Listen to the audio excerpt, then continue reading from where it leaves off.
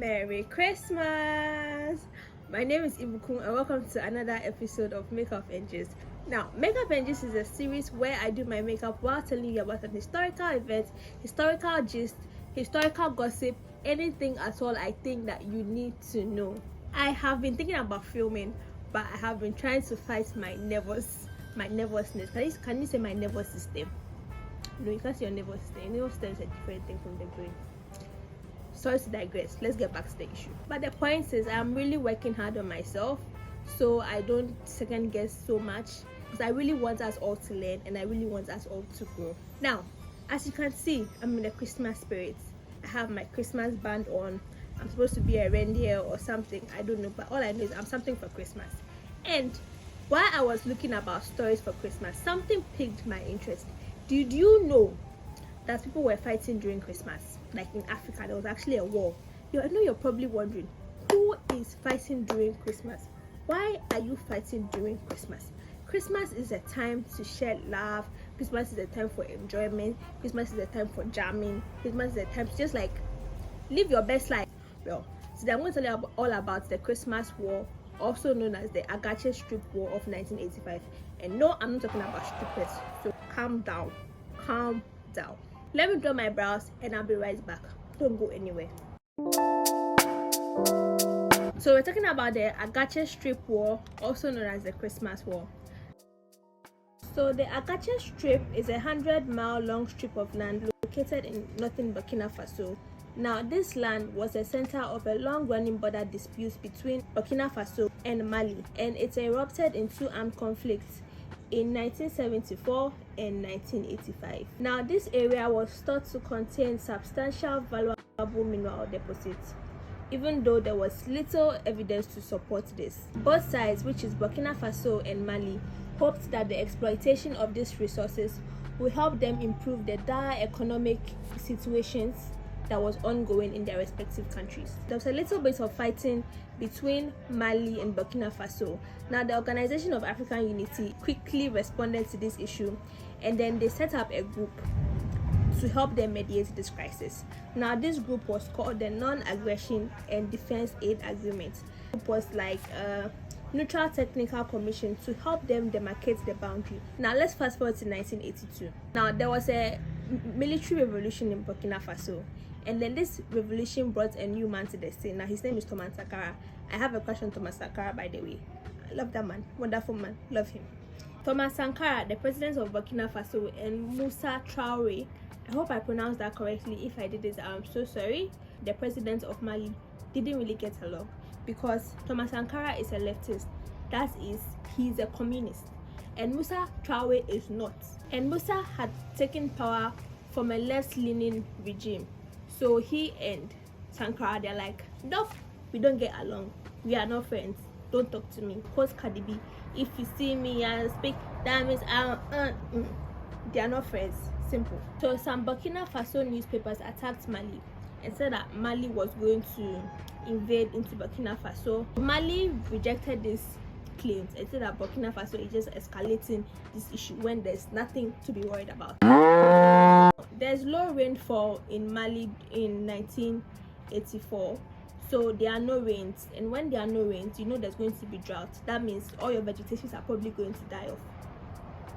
So this caused Malian. You say Malian? What's Malian? Malian. Caused Malian ranchers to enter into northern parts of Burkina Faso to look for adequate water and food for their animals. As expected, Burkinabe farmers didn't like this, because we all know how the cattle will behave. So they are probably going to step on your plants. They are probably going to eat your plants. Yes, you're going to compete with them for water. So this ensued into a small beef between the Burkinabe farmers and then the Malian ranchers.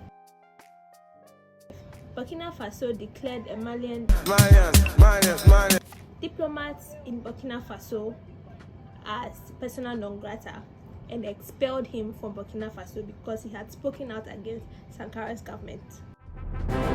In September of that same year, Sankara delivered a speech in which he called for a revolution in Mali The Malian leaders didn't like this because they were going through some very, very serious economic situations, and then you have another government that is telling your people that you people should overthrow your government. So of course Mali didn't like this. Around the same time, Sankara is accusing Musa, the president of Mali, of harboring oppositions of the Burkina regime, and then plotting to provoke a border war, which would then support a counter-revolution in Burkina Faso. At the beginning of December, Burkina Faso now informed Mali and other surrounding countries that they were going to do their bicentennial national census between the 10th to 20th of December 1985. So now the census agents now visited some Fula camps in Mali, which provoked outrage from the Malian government and saw this as a threat to their sovereignty. On the 14th of December 1985, military personnel now entered into Agacher, which is the area that people were fighting. They were fighting over, and then they wanted to assist the census agents to do the counting. Mali accused the military agents of forcing people that were in Mali to be part of the census. Some of the residents in the border town, they now responded by throwing stones at the Burkina Faso military. The Malian president Musa Traore really didn't like this whole census shit that just went down. So he now gave Burkina Faso like 10 days for them to remove their troops that were in the disputed land. And then Burkina Faso now responded that they were not going to leave, they were going to do their census. So it was just like a whole fight, a whole beef between remove your people and I will remove my people. But however, with pressures from the OAU and then the ANAD, Burkina Faso finally removed their troops from the disputed area. However, not all the troops were removed before the fight had begun. Despite the declared withdrawal of Burkina Faso troops in the disputed area, there was still a war of communiques that ensured this has dried up my face too much. However, a war of communiques still was undergoing between Burkina Faso and Mali. Now, Burkina Faso and Malian authorities exchanged hostile messages with one another. At dawn on the 25th of December 1985, a day when Burkina Faso were celebrating Christmas, a day we all are celebrating Christmas actually, about 150 Malian army tanks crossed the frontier into Burkina Faso, and then they attacked several locations. The Malian army launched several ground attacks against Burkina Faso soldiers and then even police. The Burkina Faso army responded by also mobilizing soldiers to the regions and also launched counter attacks. However, the Malian army proved to be more prepared and better organized. They showed that they put their mouth where their money is. They're like, you that you be talking shit about me all day, come and let's fight. So they will whoop your ass. So several ceasefire initiatives by Nigeria and Libya to end the war failed miserably. However, an unsponsor truce signed on the 30th of December helped put an end to the 5-day Christmas war. Estimates of the number of people said to be killed during this time ranged from 39 to 300. So several interesting things happened during the war. Now, Burkina Faso had a mutual defense pact with Ghana from 1983. However, our very own president at that time, Jerry John Rawlings, refused to invoke it. Also, Sankara had very, very close relationships with the Libya government. They too refused to intervene in the war. I guess they thought that the war, it didn't make any sense, so they probably refused to get involved. This war is also called the War of the Poor because Burkina Faso and Mali was considered one of the poorest nations in Africa. Burkina Faso, you that were making all their mouths calling for a counter-revolution, they went on to say that they were a victim of Malian aggression. And then the Malian government also responded that they were only trying to protect their sovereignty. There was still beef about this land. They still hadn't resolved this issue about the Agacher Strip. They took this to the International Court of Justice to help them properly resolve this conflict. The court delivered a judgment by the 22nd of December 1986, in which the court split the Agacher Strip almost equally between Burkina Faso and Mali.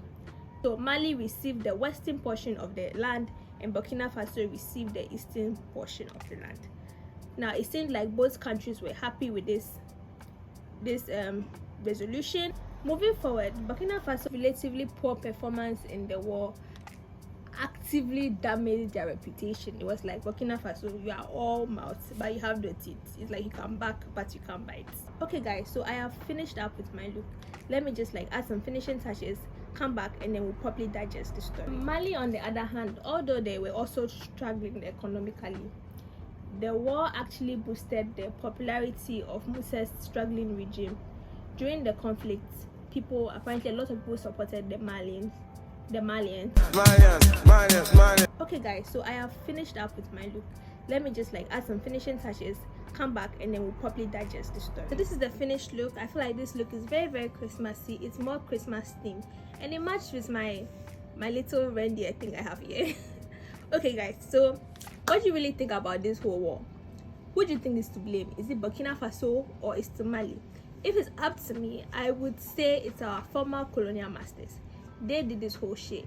They were the one that demarcated the whole lands, made boundaries, and now even after they have gone, we still can't seem to get along, and we're still fighting over which land belongs to who and whose land belongs to who. Guys, thank you so much for watching. If you're new here, please like, please subscribe, please leave a comment, let me hear from you.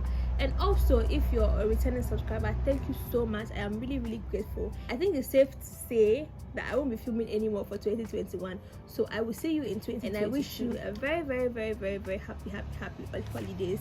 Please stay safe, and I'll see you in 2022.